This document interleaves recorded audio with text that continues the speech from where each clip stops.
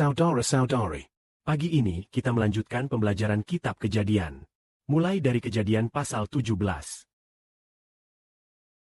Pasal 17. Tadi pagi kita mengatakan bahwa Allah membuat perjanjian dengan Abram dan mengganti namanya menjadi Abraham. maka, Pada saat itu, apa yang dikatakan Allah dalam perjanjiannya? Selain mengadakan perjanjian dengan Abram serta mengganti namanya dan menjadikannya bapa bagi banyak bangsa, Allah juga berkata demikian. Aku akan membuat keturunanmu sangat banyak. Bangsa-bangsa akan muncul darimu. Raja-raja akan muncul darimu. Artinya, pasti ada keturunan Abraham yang akan menjadi raja. Ya, pasti ada keturunannya yang menjadi raja. Abraham sendiri pasti akan menjadi bangsa yang besar. Lalu, siapa di antara keturunan Abraham yang akhirnya menjadi raja? Kita lihat Daud menjadi raja. Di antara keturunan Abraham, tahta Daud akan bertahan selamanya. Bangsa itu kemudian menjadi bangsa Israel. Yaitu Abraham akan menjadi bangsa yang besar. Israel adalah cucu Abraham. Kemudian benar-benar terjadi setelah zaman itu. Beberapa ratus tahun kemudian, 400 tahun kemudian, keturunan Abraham datang ke tanah Kanaan. Lalu, setelah beberapa ratus tahun berlalu lagi. Setelah beberapa ratus tahun berikutnya, Daud pun menjadi raja di Yerusalem. Maka Allah berkata bahwa ia akan mengadakan perjanjian dengan Daud, agar tahtanya tetap ada selamanya. Jadi, Daud adalah keturunan Abraham. benar-benar seperti yang Allah katakan, bangsa-bangsa akan mengikut darimu. Jadi, sungguh Allah memberikan sebuah bangsa kepada Abraham.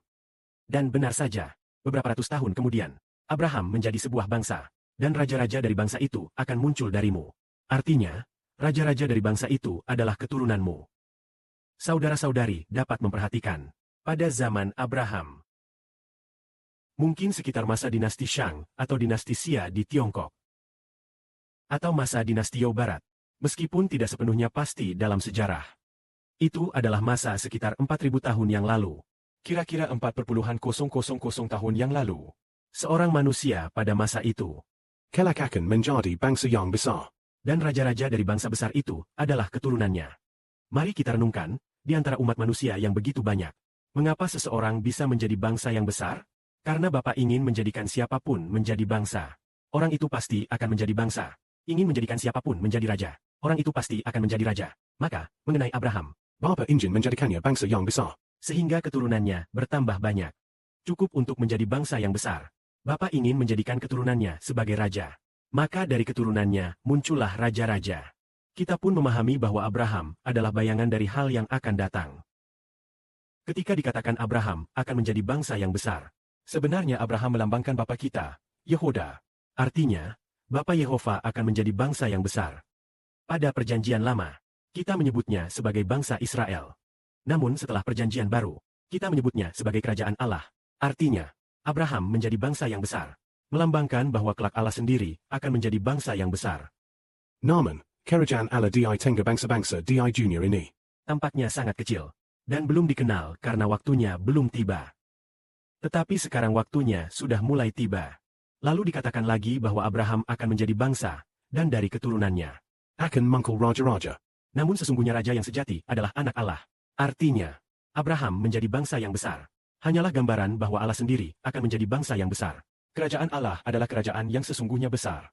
Walaupun saat ini bangsa-bangsa di dunia belum mengenal kerajaan Allah. Dan Abraham juga disebut menjadi raja. Seorang raja akan muncul darinya. Hanya bisa dikatakan bahwa Allah lah raja yang sejati. Ternyata inilah rahasia tersebut. Lalu, apakah Allah memperoleh keturunan dari umat manusia? Sejak zaman Tuhan Yesus Kristus. Pada mulanya, karena Tuhan Yesus Kristus belum datang, sebelum ia turun ke dunia sebagai manusia. Allah sendiri belum menjadi sebuah bangsa di tengah umat manusia. Sebelum Tuhan Yesus Kristus datang, sebelum Allah turun ke dunia sebagai manusia, kita, anak-anak Allah, belum diperoleh dari keturunan manusia. Dari antara umat manusia, belum memperoleh keturunan. Namun setelah Tuhan Yesus Kristus turun ke dunia sebagai manusia, Bapa pun melalui penebusan oleh Tuhan Yesus, memperoleh banyak sekali keturunan. Karena itu, sebagaimana keturunan Abraham sangat banyak, demikian pula keturunan Allah akan sebanyak bintang-bintang di langit. Dan pasir di tepi laut.